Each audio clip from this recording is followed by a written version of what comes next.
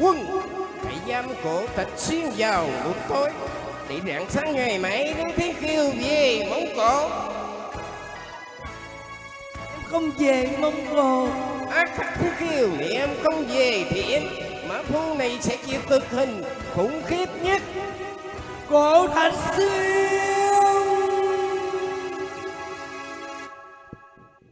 nếu tiểu thơ còn thương xót cuộc đời tên nô lệ, thì tiểu thơ nên về lại với quê.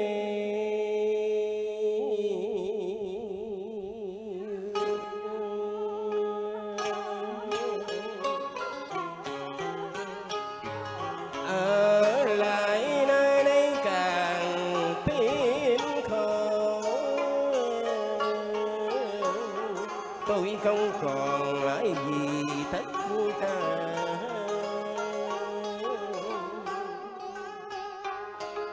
Ôi chiến bại rồi đành chịu bỏ tay thôi.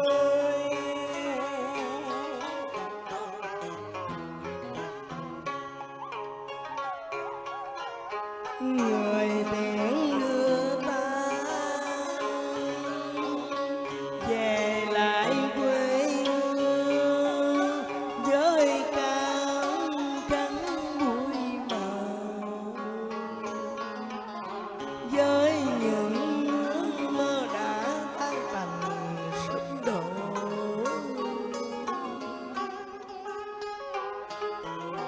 với kỷ niệm chưa thành, sao người vội xóa tan đi.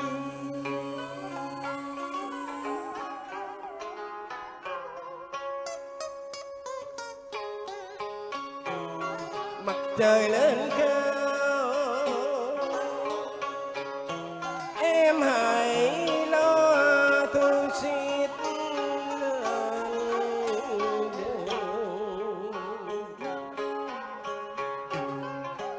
Mai mốt đây khi trận chiến tàn, anh sẽ về bên em để cùng nhau sum họp, và sẽ mang quà về tặng riêng em. Đường quang sang còn xa xăm dịu dời, ngựa trùng chân đang dỗ bên ngoài.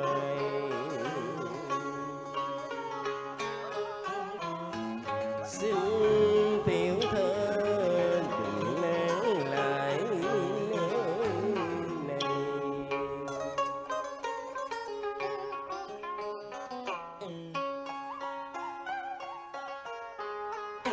Ôi lắm người sao người lại tên nước, còn thương nhau mấy là còn khó bấy nhiêu.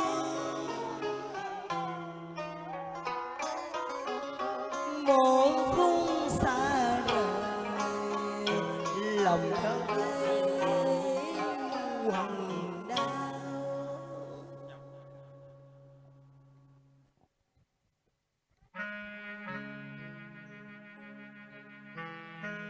Khắc Thiên Kiều, tại sao em khóc?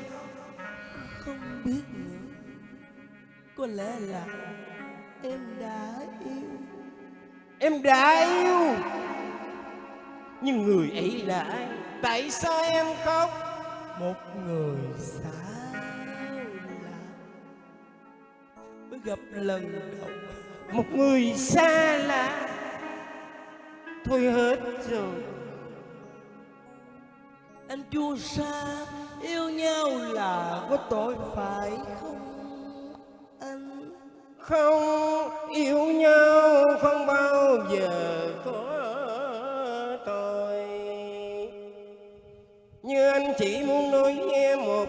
mà mấy lâu nay anh mất mãi trong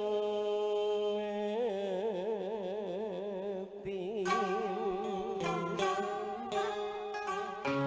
mà giờ đây đã muộn màng rồi. Anh không có còn gì nữa đâu để nhớ thương những kỷ niệm trong đời. Mình đã một thời chất chiều trong tuổi còn thơ hồn nhiên, để tạo dựng một thiên đường, một thiên đường đầy hoa thơm. Lời anh nói sao em đâu hiểu được gì, anh đã buồn nào khóc chia và từ bao lâu rồi, cho mãi đến ngày hôm nay. Đã từ lâu anh muốn nói với em một điều quan trọng, nhưng vẫn ngậm cấm theo ngày tháng lạnh lùng. Anh nói với em một người nỗi đau sầu vì yêu. Cũng như em là cái ngày chính phạt đêm ngủ cho yên,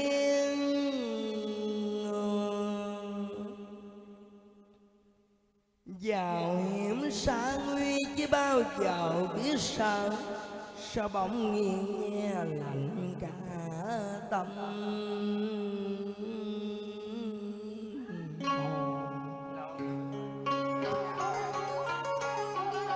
Nhìn an mây trôi lòng cũng sắc sảo, lòng dũng thương chợt nghe mềm yêu, khi một lần đối diện với tình yêu. Chúa xa anh ấy và dịu mà đau khổ, thì chắc hẳn rằng nếu được lòng em muốn bỏ cương sầu đau yên, xõa tóc mây tô má hốc mũi hồng.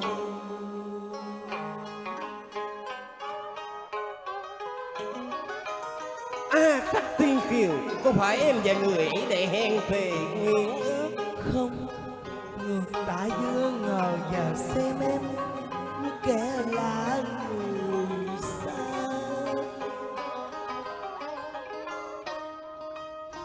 Trời ơi, kẻ mình yêu lại ân hờ xa lạ, thì còn gì niềm đau đớn nào.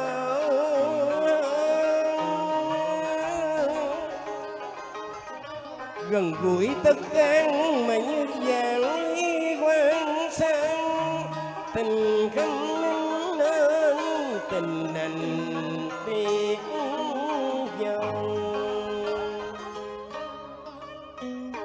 Tông mây hoàng quay bay trong gió lòng, như lòng của em đang báo động tận bồng.